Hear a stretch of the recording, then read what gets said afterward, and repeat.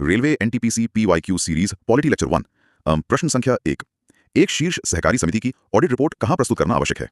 इसके विकल्प इस प्रकार है। विकल्प ए उच्च न्यायालय, विकल्प बी जिला कार्यालय, विकल्प सी राज्य विधानमंडल या विकल्प डी राज्य सचिवालय। सही उत्तर है विकल्प सी राज्य विधानमंडल। इस विषय को 97वें संवैधानिक संशोधन अधिनियम के द्वारा भारतीय संविधान में विस्तार से शामिल किया गया था। जी, इस महत्वपूर्ण संशोधन के माध्यम से संविधान के भाग 3 में मौलिक अधिकारों के अंतर्गत अनुच्छेद 19(1)(c) में संशोधन किया गया। बिल्कुल, इस बदलाव के परिणाम स्वरूप भारत के प्रत्येक नागरिक के लिए सहकारी समिति बनाना एक मौलिक अधिकार बन गया है। इसके साथ ही संविधान के भाग 4 में राज्य के नीति निर्देशक सिद्धांतों के तहत एक नया अनुच्छेद 43B भी जोड़ा गया। तो इस संशोधन ने संविधान में एक नया भाग 9-B भी स्थापित किया, जिसमें अनुच्छेद 243ZH से लेकर 243ZD तक के प्रावधान शामिल हैं। देखिए, अन्य विकल्पों के संदर्भ में उच्च न्यायालय का प्राथमिक कार्य न्यायिक समीक्षा करना और अधिकारों का संरक्षण करना है। अवहित जिला कार्यालय स्थानीय स्तर पर जिले के प्रशासन और कानून व्यवस्था को बनाए रखने के लिए जिम्मेदार होता है। और राज्य सचिवालय राज्य सरकार की नीति निर्माण और विभिन्न प्रशासनिक विभागों के समन्वय का कार्य संभालता है।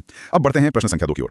किस ऐतिहासिक मामले में भारत के सर्वोच्च न्यायालय ने अनुच्छेद 201 के तहत आरक्षित राज्य विधेयकों पर राष्ट्रपति को सहमति देने के लिए 3 महीने की समय सीमा तय की थी? ऑप्शंस पर ध्यान दें। विकल्प ए तमिलनाडु राज्य बनाम तमिलनाडु के राज्यपाल 2023, विकल्प बी एसआर बॉम्बई बनाम भारत संघ 1994, विकल्प सी मिनर्वा मिल्स बनाम भारत संघ 1980 या विकल्प डी केशवानंद भारती बनाम केरल राज्य 1973। सही उत्तर है विकल्प ए तमिलनाडु राज्य बनाम तमिलनाडु के राज्यपाल 2023। भारतीय संविधान के अनुच्छेद 196 से लेकर 201 तक राज्य विधानमंडल द्वारा विधेयकों के पारित होने की पूरी प्रक्रिया का वर्णन किया गया है। जी, अनुच्छेद 200 के तहत राज्य के राज्यपाल की भूमिका स्पष्ट की गई है, जिसके पास विधेयक पर सहमति देने, उसे रोकने या राष्ट्रपति के लिए आरक्षित करने का अधिकार होता है। इसी अनुच्छेद के अंतर्गत राज्यपाल निलंबनकारी वीटो और अत्यंत वीटो का उपयोग कर सकता है तथा उच्च न्यायालय की शक्तियों को कम करने वाले विधेयकों का अनिवार्य रूप से आरक्षण कर सकता है। वहीं अनुच्छेद 201 में राष्ट्रपति की भूमिका को परिभाषित किया गया है, जिसके पास राज्यपाल द्वारा आरक्षित विधेयकों पर अपनी सहमति देने या न देने का अधिकार है। वर्ष 2023 के इस ऐतिहासिक फैसले में सर्वोच्च न्यायालय ने यह सुझाव दिया कि राष्ट्रपति को आरक्षित विधेयकों पर निर्णय लेने के लिए 3 महीने की समय सीमा का पालन करना चाहिए। अन्य महत्वपूर्ण मामलों की बात करें तो केशवानंद भारती मामले ने 1973 में संविधान के मूल संरचना सिद्धांत को स्थापित किया था। बिल्कुल, वही एसआर बॉम्बे मामला 1994 में अनुच्छेद 356 के दुरुपयोग को रोकने और केंद्र राज्य संबंधों को स्पष्ट करने के लिए जाना जाता है। चलिए अगला सवाल लेते हैं। प्रश्न संख्या 3 वक्फ ब्रैकेट में संशोधन विधेयक 2025 ने वक्फ संपत्तियों के नियमन और प्रबंधन में मुद्दों और चुनौतियों का समाधान करने के लिए किस अधिनियम में संशोधन किया? इसके विकल्प है। विकल्प ए मुसलमान वक्फ अधिनियम 1923, विकल्प बी वक्फ अधिनियम 1995, विकल्प सी मुसलमान वक्फ वैलिडेटिंग अधिनियम 1930 या विकल्प डी वक्फ अधिनियम 1954। सही उत्तर है विकल्प बी वक्फ अधिनियम 1995। विधायी प्रक्रिया को समझने के लिए साधारण विधेयकों के प्रावधानों को जानना आवश्यक है, जिसका वर्णन अनुच्छेद 107 और 108 में किया गया है। हाँ, एक साधारण विधेयक संसद के दोनों सदनों में से किसी भी सदन में पेश किया जा सकता है और इसे पारित करने के लिए साधारण बहुमत की आवश्यकता होती है। दोनों सदनों से पारित होने के बाद इस विधेयक को अंतिम रूप से कानून बनाने के लिए राष्ट्रपति की सहमति प्राप्त करना अनिवार्य होता है। यदि किसी साधारण विधेयक पर लोकसभा और राज्यसभा के बीच गतिरोध उत्पन्न हो जाता है तो संविधान में गतिरोध तंत्र की व्यवस्था की गई है। इस गतिरोध को सुलझाने के लिए राष्ट्रपति अनुच्छेद 108 के तहत संसद के दोनों सदनों की संयुक्त बैठक बुला सकते हैं। इसके अतिरिक्त राज्य स्तर पर विधायी प्रक्रिया की बात करें तो भारत के 6 राज्यों में वर्तमान में द्विसदनीय विधानमंडल कार्य कर रहे हैं। सही कहा, ये 6 राज्य कर्नाटक, उत्तर प्रदेश, महाराष्ट्र, बिहार, आंध्र प्रदेश और तेलंगाना है, जहां विधानसभा के साथ साथ विधान परिषद भी मौजूद है। आगे बढ़ते हैं। प्रश्न संख्या 4 दिल्ली के विधानसभा में महिलाओं के आरक्षण के लिए 106 में संवैधानिक संशोधन अधिनियम द्वारा भारतीय संविधान के किस अनुच्छेद में संशोधन किया गया था? ऑप्शन सुने। विकल्प ए अनुच्छेद 332A, विकल्प बी अनुच्छेद 243D, विकल्प सी अनुच्छेद 230A या विकल्प डी अनुच्छेद 239A। विधान के अनुच्छेद 239A को वर्ष 1991 में 69th संवैधानिक संशोधन अधिनियम के माध्यम से जोड़ा गया था। जी, इसी संशोधन के द्वारा राष्ट्रीय राजधानी क्षेत्र दिल्ली को एक विशेष दर्जा प्रदान किया गया और वहां एक विधानसभा की स्थापना की गई थी। हाल ही में पारित 106th संवैधानिक संशोधन अधिनियम, जिसे नारी शक्ति वंदन अधिनियम 2023 भी कहा जाता है, ने महिला सशक्तिकरण की दिशा में एक बड़ा कदम उठाया है। यह ऐतिहासिक अधिनियम लोकसभा, राज्य विधानसभाओं और दिल्ली की विधानसभाओं में महिलाओं के लिए 33% सीटें आरक्षित करने का प्रावधान करता है। इस अधिनियम के द्वारा लोकसभा में महिलाओं के आरक्षण के लिए संविधान में एक नया अनुच्छेद 330A जोड़ा गया है। इसी प्रकार देश के विभिन्न राज्यों की विधानसभाओं में महिलाओं के लिए आरक्षण सुनिश्चित करने के लिए अनुच्छेद 332A का निर्माण किया गया है। हाँ, प्रश्न संख्या 5 किस संशोधन ने विधानसभाओं में SC और ST के लिए सीटों के आरक्षण को 2030 तक और 10 वर्ष के लिए बढ़ा दिया? इसके विकल्प देखते हैं। विकल्प ए 101वां संशोधन, विकल्प बी 104वां संशोधन, विकल्प सी 130वां संशोधन या विकल्प डी 105वां संशोधन। सही उत्तर है विकल्प बी 104वां संशोधन। भारत के संविधान में 104वां संशोधन अधिनियम 2019 में पारित किया गया था, जिसका उद्देश्य वंचित वर्गों के राजनीतिक प्रतिनिधित्व को बनाए रखना था। बिल्कुल, इस संशोधन के द्वारा लोकसभा और राज्य विधानसभाओं में अनुसूचित जातियों और अनुसूचित जनजातियों के आरक्षण की समय सीमा को 25 जनवरी 2030 तक बढ़ा दिया गया है। यहाँ एक बहुत ही महत्वपूर्ण बदलाव ये हुआ कि इसी संशोधन के माध्यम से आंग्ल भारतीय समुदाय के नामांकन की प्रथा को हमेशा के लिए समाप्त कर दिया गया। संविधान का अनुच्छेद 330 लोकसभा में और अनुच्छेद 332 राज्य विधानसभाओं में SC और ST के लिए सीटों के आरक्षण से संबंधित है। वहीं अनुच्छेद 331 और अनुच्छेद 333 का संबंध आंग्ल भारतीय समुदाय के प्रतिनिधित्व से था, जो अब प्रभावी नहीं रहे। तो 99वां संशोधन राष्ट्रीय न्यायिक नियुक्ति आयोग यानी NJAC की स्थापना से जुड़ा था। 100वां संशोधन भारत और बांग्लादेश के बीच बीच ऐतिहासिक भूमि सीमा समझौते को लागू करने के लिए किया गया था। 101वें संवैधानिक संशोधन के माध्यम से देश भर में वस्तु एवं सेवा कर यानी जीएसटी को लागू किया गया था। 102वें संशोधन ने राष्ट्रीय पिछड़ा वर्ग आयोग को एक संवैधानिक दर्जा प्रदान करने का महत्वपूर्ण कार्य किया। और अंततः 103वें संविधान अधिनियम ने समाज के आर्थिक रूप से कमजोर वर्गों के लिए 10% आरक्षण की शुरुआत की। प्रश्न संख्या 6, भारतीय संविधान के निम्नलिखित में से कौन सा अनुच्छेद भारत में राजभाषा आयोग के बारे में बताता है? विकल्प इस प्रकार है। विकल्प ए अनुच्छेद 343, विकल्प बी अनुच्छेद 341, विकल्प सी अनुच्छेद 344 या विकल्प डी अनुच्छेद 342। सही उत्तर है विकल्प सी अनुच्छेद 344। भारतीय संविधान के भाग 17 में देश की राजभाषा से संबंधित विस्तृत प्रावधान किए गए हैं, जो अनुच्छेद 343 से लेकर 351 तक पहले हुए हैं। अनुच्छेद 343 स्पष्ट रूप से यह घोषित करता है कि संघ की राजभाषा हिंदी और लिपि देवनागरी होगी। राजभाषा आयोग के गठन का अधिकार अनुच्छेद 344 के तहत दिया गया है, जिसके अनुसार राष्ट्रपति एक आयोग की नियुक्ति कर सकते हैं। ध्यान दें, भारत के पहले राजभाषा आयोग का गठन वर्ष 1955 में बीजी खेर की अध्यक्षता में किया गया था। इसके अलावा अनुच्छेद 345 राज्यों को अपने राज्य के भीतर उपयोग के लिए एक या अधिक राजभाषाओं को अपनाने की अनुमति देता है। अनुच्छेद 346 एक राज्य और दूसरे राज्य के बीच तथा राज्य और संघ के बीच संचार के लिए आधिकारिक भाषा का निर्धारण करता है। अनुच्छेद 348 उच्च न्यायालयों और सर्वोच्च न्यायालय में उपयोग की जाने वाली भाषा के संबंध में आवश्यक नियम प्रस्तुत करता है। अनुच्छेद 350 ए यह निर्देश देता है कि भाषाई अल्पसंख्यक वर्गों के बच्चों को प्राथमिक स्तर पर मातृभाषा में शिक्षा की पर्याप्त सुविधा मिलनी चाहिए। और अनुच्छेद 351 विशेष रूप से केंद्र सरकार को हिंदी भाषा के प्रसार और विकास को बढ़ावा देने का महत्वपूर्ण निर्देश देता है। चलिए नेक्स्ट। प्रश्न संख्या 7, भारतीय संविधान के निम्नलिखित में से कौन सा अनुच्छेद राज्य के महाधिवक्ता की नियुक्ति के बारे में बताता है? ऑप्शंस है। विकल्प ए अनुच्छेद 164, विकल्प बी अनुच्छेद 163,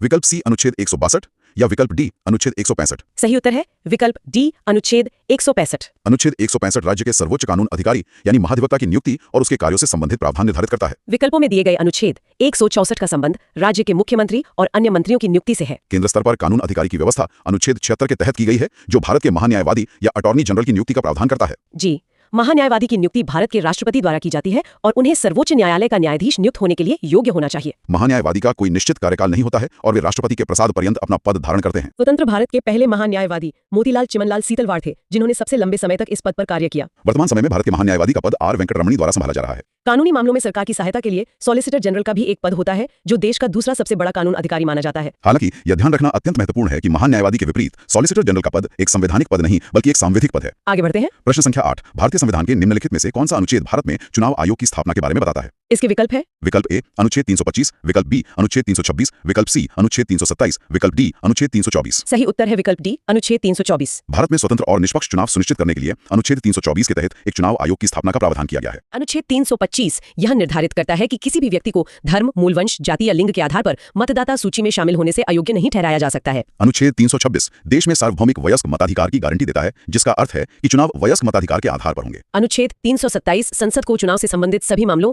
जैसे कि मतदाता सूची तैयार करना और निर्वाचन क्षेत्रों का परिसीमन करना पर कानून बनाने की शक्ति प्रदान करता है। चुनाव मामलों में न्यायपालिका के हस्तक्षेप को रोकने के लिए अनुच्छेद 329 का प्रावधान किया गया है। भारत के चुनाव आयोग के इतिहास में पहले मुख्य चुनाव आयुक्त के रूप में सुकुमार सेन को नियुक्त किया गया था। वर्तमान में भारत का चुनाव आयोग एक बहुसदस्यीय निकाय है, जिसकी संरचना में एक मुख्य चुनाव आयुक्त और 2 अन्य चुनाव आयुक्त शामिल हैं। इस बहुसदस्यीय चुनाव आयोग में सभी महत्वपूर्ण निर्णय सर्वसम्मति से या सदस्यों के बहुमत के आधार पर लिए जाते हैं। प्रश्न संख्या 9, भारत के नियंत्रक और महालेखा परीक्षक यानी सीएजी की राज्य के खातों से संबंधित रिपोर्ट निम्नलिखित में से किसे सौंपी जाएगी? ऑप्शन सुने। विकल्प ए भारत के प्रधानमंत्री, विकल्प बी संबंधित राज्य के राज्यपाल, विकल्प सी भारत के राष्ट्रपति, विकल्प डी संबंधित राज्य के मुख्यमंत्री। सही उत्तर है विकल्प बी संबंधित राज्य के राज्यपाल। भारत के नियंत्रक और महालेखा परीक्षक को संविधान के अंतर्गत लोक धन का संरक्षक माना जाता है। संविधान के अनुच्छेद 148 से लेकर 151 तक कैग के पद, शक्तियों और कर्तव्यों का विस्तृत विवरण दिया गया है। अनुच्छेद 148 के तहत कैग की नियुक्ति भारत के राष्ट्रपति द्वारा की जाती है और उसे पद से हटाने की प्रक्रिया सर्वोच्च न्यायालय के न्यायाधीश के समान ही होती है। नियंत्रक और महालेखा परीक्षक का कार्यकाल पद ग्रहण करने की तिथि से 6 वर्ष की अवधि या 65 वर्ष की आयु प्राप्त करने तक निर्धारित होता है। अनुच्छेद 151 के प्रावधानों के अनुसार कैग संघ के खातों से संबंधित अपनी रिपोर्ट सीधे भारत के राष्ट्रपति को सौंपता है। वहीं किसी राज्य के खातों से संबंधित कैग की रिपोर्ट उस विशेष राज्य के राज्यपाल को सौंपी जाती है। ऐतिहासिक दृष्टिकोण से देखें तो स्वतंत्र भारत के पहले नियंत्रक और महालेखा परीक्षक नरहरि राव थे। वर्तमान समय में इस महत्वपूर्ण संवैधानिक पद का कार्यभार श्री के संजय मूर्ति द्वारा संभाला जा रहा है। प्रश्न संख्या 10, भारत में प्रिवी पर्स को आधिकारिक तौर पर कब समाप्त किया गया था? इसके विकल्प इस प्रकार है। विकल्प ए 1980, विकल्प बी 1956, विकल्प सी 1971, विकल्प डी 1969। सही उत्तर है विकल्प सी 1971। भारत में पूर्व रियासतों के शासकों को दिए जाने वाले विशेषाधिकारों और भत्तों को 1971 में आधिकारिक रूप से समाप्त कर दिया गया था। यह ऐतिहासिक कदम प्रधानमंत्री इंदिरा गांधी के कार्यकाल के दौरान 26वें संवैधानिक संशोधन अधिनियम को पारित करके उठाया गया था। इसी कालखंड में पारित 24वें संशोधन अधिनियम ने मौलिक अधिकारों सहित संविधान के किसी भी हिस्से में संशोधन करने की संसद की शक्ति को स्पष्ट रूप से बहाल किया। इसके साथ ही 25वां संशोधन अधिनियम लाया गया, जिसने संपत्ति के अधिकार को सीमित किया और संविधान में एक नया अनुच्छेद 31C शामिल किया। प्रश्न संख्या 11, 97वें संवैधानिक संशोधन के बाद एक राज्य सहकारी कानून जो संशोधन के साथ असंगत है कितने समय तक लागू रह सकता है? ऑप्शंस है। विकल्प ए 2 वर्ष, विकल्प बी 6 महीने, विकल्प सी 5 वर्ष, विकल्प डी 1 वर्ष। सही उत्तर है विकल्प डी 1 वर्ष। 97वां संवैधानिक संशोधन अधिनियम सहकारी समितियों को मजबूत करने और उन्हें संवैधानिक संरक्षण प्रदान करने के लिए लाया गया था। जी, इस संशोधन ने संविधान के अनुच्छेद 19(1)(c) में परिवर्तन किया और भाग 9(b) को शामिल कर सहकारी समितियों के कामकाज को मानकीकृत किया। इस संशोधन के प्रावधानों को राज्यों में सुचारू रूप से लागू करने के लिए अनुच्छेद 243(j) में मौजूदा कानूनों की निरंतरता का नियम बनाया गया। इस अनुच्छेद के अनुसार यदि किसी राज्य का पुराना सहकारी कानून 97वें संशोधन के प्रावधानों से असंगत है तो वो अधिकतम 1 वर्ष की अवधि तक ही लागू रह सकता है। प्रश्न संख्या 12, राज्य सहकारी समिति अधिनियमों में परिवर्तन किस कारण से हुए? विकल्प ध्यान से सुने। विकल्प ए, करों में वृद्धि।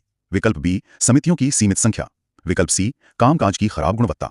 विकल्प डी, राजनैतिक हित। सही उत्तर है विकल्प सी, कामकाज की खराब गुणवत्ता। भारत के विभिन्न राज्यों में संचालित सहकारी समितियों के कामकाज की गुणवत्ता और प्रबंधन में लगातार गिरावट देखी जा रही थी। इन समितियों में पेशेवर प्रबंधन की कमी और अन्य अनियमितताओं के कारण इनका मुख्य उद्देश्य प्रभावित हो रहा था। इन्हीं प्रशासनिक और संगठनात्मक कमजोरियों को दूर करने के लिए राज्य सहकारी समिति अधिनियमों में व्यापक परिवर्तन करने की आवश्यकता महसूस की गई। चलिए अगले प्रश्न पर। प्रश्न संख्या 13, भारत में नगरपालिकाएं मुख्य रूप से किसके लिए जिम्मेदार हैं? विकल्प है विकल्प ए, राष्ट्रीय चुनाव आयोजित करना। विकल्प बी, छोटे शहरों या कस्बों का प्रशासन। विकल्प सी, रक्षा संबंधी नगरपालिका गतिविधियों का प्रबंधन। विकल्प डी, भारत के सभी बंदरगाहों को नियंत्रित करना। सही उत्तर है विकल्प बी, छोटे शहरों या कस्बों का प्रशासन। संविधान के अनुच्छेद 243Q के तहत शहरी क्षेत्रों की जनसंख्या और आकार के आधार पर 3 प्रकार की नगरपालिकाओं के गठन का प्रावधान है। पहला प्रकार नगर पंचायत है, जो एक ऐसे संक्रमणशील क्षेत्र के लिए स्थापित की जाती है जो ग्रामीण क्षेत्र से शहरी क्षेत्र में परिवर्तित हो रहा हो। दूसरा प्रकार नगर परिषद है, जिसका गठन छोटे शहरी क्षेत्रों या कस्बों के प्रशासन और स्थानीय विकास के लिए किया जाता है। तीसरा प्रकार नगर निगम है, जो बड़े शहरी क्षेत्रों या महानगरों में बुनियादी नागरिक सुविधाएं प्रदान करने और प्रशासन को संभालने के लिए उत्तरदायी है। प्रश्न संख्या 14, भारत में अधिसूचित क्षेत्र समिति का प्राथमिक कार्य क्या है? विकल्प देखते हैं। विकल्प ए, बंदरगाह गतिविधियां। विकल्प बी, सैन्य क्षेत्रों की निगरानी।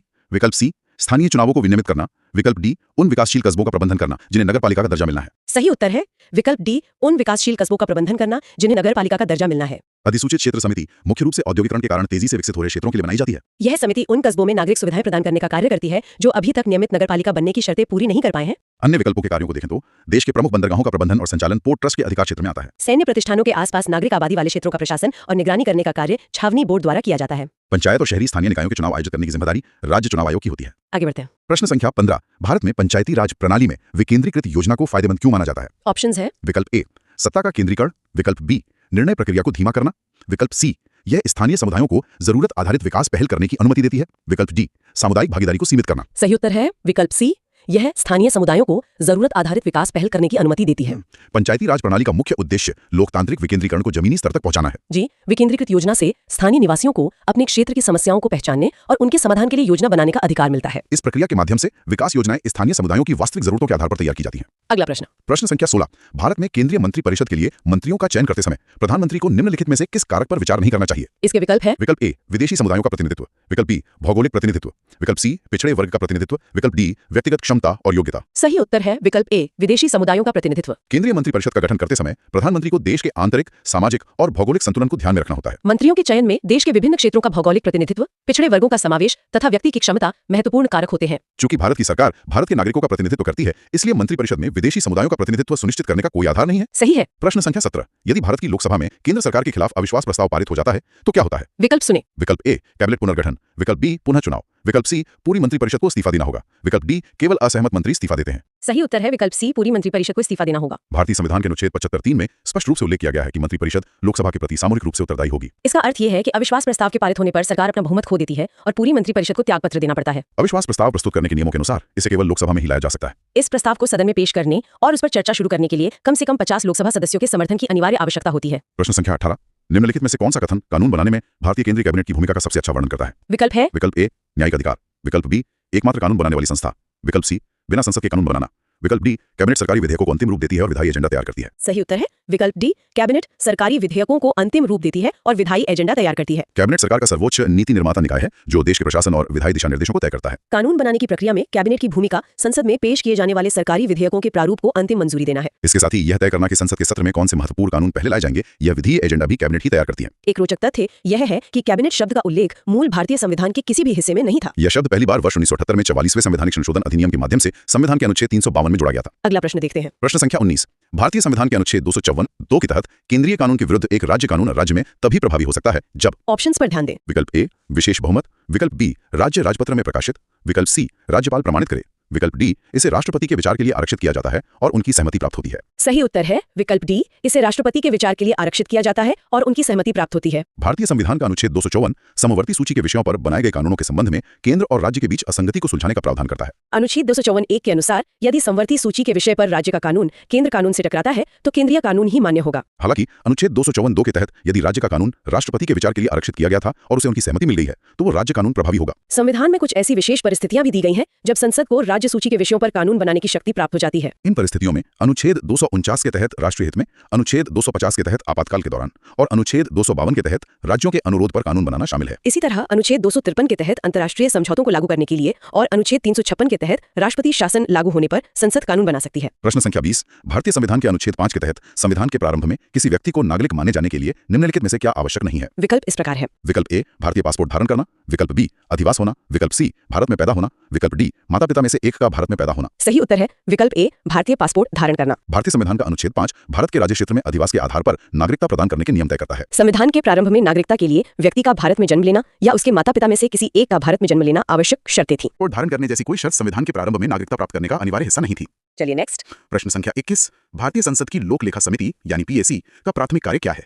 इसके विकल्प है। विकल्प ए, सरकारी योजनाओं का मूल्यांकन। विकल्प बी, कैड ऑडिट रिपोर्ट की समीक्षा करना। विकल्प सी, अध्यक्ष के चुनाव में सहायता। विकल्प डी, केंद्रीय बजट की सिफारिश। सही उत्तर है विकल्प बी, कैग ऑडिट रिपोर्ट की समीक्षा करना। लोक लेखा समिति संसद की सबसे पुरानी और महत्वपूर्ण वित्तीय समितियों में से एक है। जी, इस समिति का मुख्य कार्य नियंत्रक और महालेखा परीक्षक द्वारा प्रस्तुत की गई ऑडिट रिपोर्टों की गहन जांच और समीक्षा करना होता है। संसदीय वित्तीय समितियों के ढांचे के अनुसार लोक लेखा समिति में कुल 22 सदस्य होते हैं। प्राकलन समिति में सबसे अधिक 30 सदस्य होते हैं और ये सभी सदस्य केवल लोकसभा से ही चुने जाते हैं। सार्वजनिक उपक्रम समिति में भी लोक लेखा समिति के समान ही कुल 22 सदस्य होते हैं। इन सभी वित्तीय समितियों के कामकाज को पारदर्शी बनाए रखने के लिए ये सख्त नियम है कि कोई भी मंत्री इनका सदस्य नहीं बन सकता है। प्रश्न संख्या 22, किस संवैधानिक संशोधन ने संपत्ति के अधिकार को मौलिक अधिकारों की सूची से हटा दिया? ऑप्शन सुने। विकल्प ए, 44वां संशोधन अधिनियम 1978। विकल्प बी, 73वां संशोधन अधिनियम 1992। विकल्प सी, 52वां संशोधन अधिनियम 1985। विकल्प डी, 42वां संशोधन अधिनियम 1976। सही उत्तर है विकल्प ए, 44वां संशोधन अधिनियम 1978। मूल संविधान में संपत्ति का अधिकार एक मौलिक अधिकार था जिसे अनुच्छेद 31 और 19(1)(a) F में स्थान दिया गया था। 1978 में 44वें संशोधन अधिनियम को पारित करके इसे मौलिक अधिकारों की सूची से बाहर कर दिया गया। वर्तमान में संपत्ति का अधिकार संविधान के भाग 12 में अनुच्छेद 300(a) के तहत केवल एक कानूनी अधिकार के रूप में मौजूद है। संविधान के भाग 3 में उल्लिखित मौलिक अधिकारों को भारत का मैग्ना कार्टा कहा जाता है। मौलिक अधिकारों के महत्व को रेखांकित करते हुए डॉक्टर BR अम्बेडकर ने अनुच्छेद 32 को संविधान का हृदय और आत्मा कहा था। अगला प्रश्न। प्रश्न संख्या 23, भारतीय संविधान का कौन सा अनुच्छेद संघ और राज्यों के बीच विधायी शक्तियों के वितरण से संबंधित है? इसके विकल्प है। विकल्प ए, अनुच्छेद 240। विकल्प बी, अनुच्छेद 246। विकल्प सी, अनुच्छेद 280। विकल्प डी, अनुच्छेद 368। सही उत्तर है विकल्प बी, अनुच्छेद 246। भारतीय संविधान के भाग 11 में अनुच्छेद 245 से लेकर 255 तक केंद्र और राज्यों के बीच विधायी संबंधों का ढांचा प्रस्तुत किया गया है। अनुच्छेद 246 का सीधा संबंध संविधान की 7वीं अनुसूची से है जो विधायी शक्तियों को 3 अलग-अलग सूचियों में विभाजित करती है। इन सूचियों में संघ सूची, राज्य सूची और समवर्ती सूची शामिल हैं। संघ सूची में वर्तमान में 100 विषय शामिल है, राज्य सूची में 61 विषय है और समवर्ती सूची में विषयों की संख्या 52 हो गई है। केंद्र राज्य संबंधों के अंतर्गत प्रशासनिक संबंधों का वर्णन भी महत्वपूर्ण है। दोनों स्तरों के बीच वित्तीय संबंधों की रूपरेखा को भी संविधान में विस्तार से समझाया गया है। प्रश्न